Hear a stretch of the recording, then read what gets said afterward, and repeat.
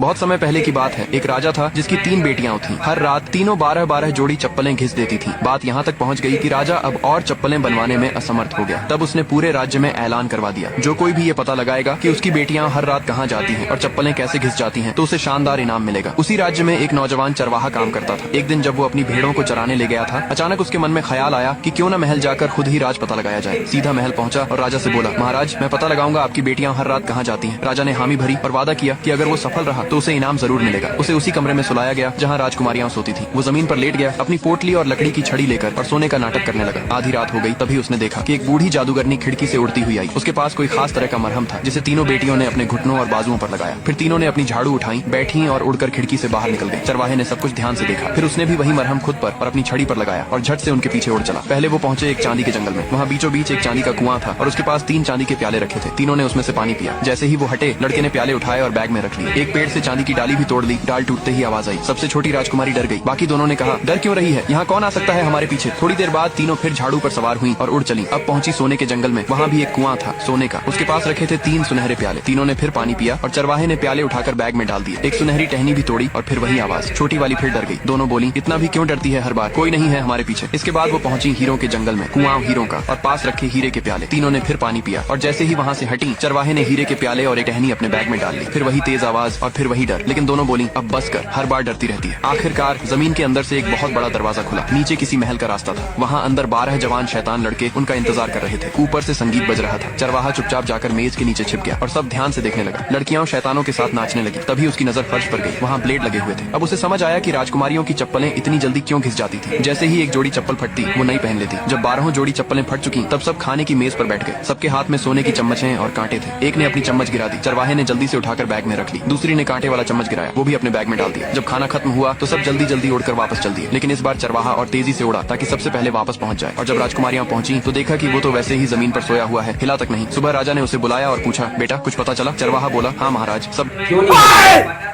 अलग पंडे एग्जाम बगल में आ सर जी गया को है, नमस्ते। कुछ करना है पूरी तो देखने अगर दे ऐसे यार। तो क्यों नहीं